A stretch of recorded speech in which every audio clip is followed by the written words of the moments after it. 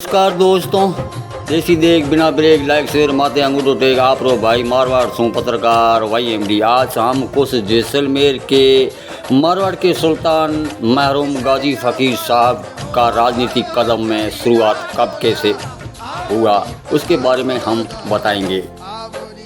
मारवाड़ का वो फ़कीर जिसका कद सुल्तान जितना बड़ा था, जिसके एक इशारे से बदलते से सियासी समीकरण। गाजी फ़कीर जैसलमेर मारवाड़ का वो फ़कीर जिसका कद सुल्तान जितना बड़ा था, जिसके एक हथवे से बदलते थे जैसलमेर से जयपुर तक के राजनीतिक समीकरण। 50 साल से जैसलमेर की राजनीति के किंग मेकर रहे गाजी फ़कीर। कहानी गाजी फ़कीर की। पश्चिमी राजस्थान की राजनीति में अपना गहरा प्रभाव रखने वाले गाजी फ़कीर भारतीय राष्ट्रीय कांग्रेस का चेहरा थे। यह कहते ही जैसलमेर कांग्रेस का मतलब गाजी फ़कीर या उनका परिवार है तो अच्छे से युक्ति नहीं होगी। गाजी फ़कीर परिवार के सियासी इतिहास की बात करें तो फ़कीर परिवार 1975 में राजनीति में आया था। गाजी फ़कीर का राजनीति में लाने वाले जैसलमेर के तत्कालीन विधायक भोपाल सिंह थे। गाजी फ़कीर ने जैसलमेर में सियासी वर्चस्व स्थापित करने के लिए पहला दांव 1985 में खेला। विधानसभा चुनाव में कांग्रेस के टिकट पर भोपाल सिंह मैदान में थे। बीजेपी की ओर से जुगत सिंह चुनाव लड़ रहे थे, लेकिन फ़कीर परिवार से निर्दलीय मुल्तानाराम बारूपाल को मैदान में उतारकर मुस्लिम मेघवाल गठबंधन का फार्मूला सेट किया। मुस्लिम मेघवाल गठबंधन के इसी फार्मूले के इशारे फ़कीर परिवार पिछले 35 सालों से जैसलमेर की राजनीति में उनके इर्द गिर्द घूमती रही है, जिससे चलते उन्हें सरहद का सुल्तान भी कहा जाता है। जैसलमेर में कांग्रेस के भीतर परिवार फ़कीर से 1985 के बाद किसी से सीधी टक्कर नहीं ली। जिसने भी टक्कर लेने की ज़रूरत की तो बाद में उन्हें मजबूर होकर कांग्रेस छोड़नी पड़ी। रणवीर गोदारा से लेकर जितेंद्र सिंह जैसे तमाम उदाहरण मौजूद हैं। जो जितेंद्र सिंह 1993 में फ़कीर परिवार की मर्जी के बिना कांग्रेस का टिकट लाए थे, उन्हें भी बाद में वापस बीजेपी में जाना पड़ा और 1998 में बीजेपी की टिकट पर जैसलमेर विधानसभा से मैदान में उतरना पड़ा और हार का स्वाद भी चखना पड़ा। फ़कीर परिवार की यह खासियत रही कि उन्होंने राज परिवार का हमेशा साथ दिया। राज परिवार के सदस्यों के साथ फ़कीर ने कभी दगा नहीं किया। हुकम सिंह, रघुनाथ सिंह, चंद्रवीर सिंह से लेकर रुणे का भाटी का फ़कीर परिवार से साथ दिया है। केवल जितेंद्र सिंह अकेले थे, वे कांग्रेस से टिकट लेकर आए थे और परिवार फ़कीर ने अपना सदस्य निर्दलीय खड़ा कर दिया, जिसने दोनों ही हार हो गई। गाजी फ़कीर सिंधी मुसलमानों के धर्मगुरु थे, परंतु उन्हें 36 कौम के लोगों से प्यार था। सामाजिक सौहार्द भावना रखने वाले गाजी फ़कीर को 36 का प्यार और साथ हमेशा मिलता था। उसी के चलते पिछले विधानसभा चुनाव में महंत प्रतापपुरी के सामने उनके बेटे साले मोहम्मद को 36 कौम के लोगों से वोट लेकर जीता है, जिसके बाद वो राजस्थान के कैबिनेट मंत्री भी बने।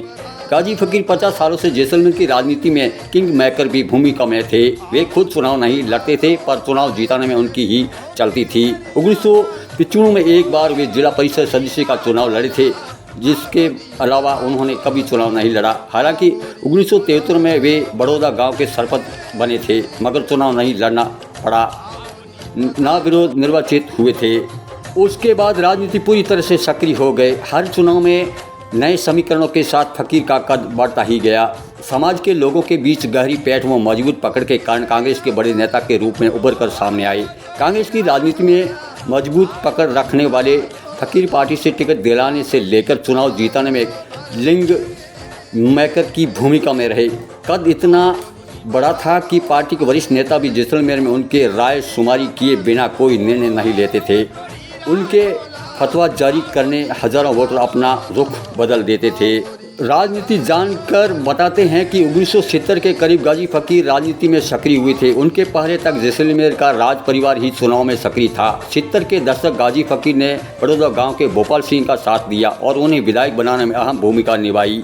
उसके बाद भोपाल सिंह की मदद से ही वे बड़ौदा गाँव के नाविरोध सरपंच बने। इस दौरान धीरे धीरे फ़कीर को अपनी ताकत का एहसास हुआ और बाद में वे हर चुनाव में सक्रिय रहकर किसी भी एक उम्मीदवार पर हाथ रखते और उसकी जीत होती। वर्ष 1985 में मुस्लिम और मेघवाल का गठबंधन बनाया। 1985 में गाजी फ़कीर ने सभी पार्टियों से किनारा किया और जैसलमेर में मुस्लिम और मेघवाल समाज का नया गठबंधन बनाया। इस दौरान मुल्तानाराम बारूपाल निर्दलीय खड़े हुए और इसी गठबंधन की ताकत पर वे चुनाव जीत गए। उसके फकीर का कद बढ़ गया। तब से लेकर 2020 तक यह गठबंधन चला और कांग्रेस के साथ रहा फकीर का चुनाव में फरमान जारी होता था। उसी तरह से उनके भाई फतेह मोहम्मद भी राजनीति में ज़्यादा सक्रिय रहते थे।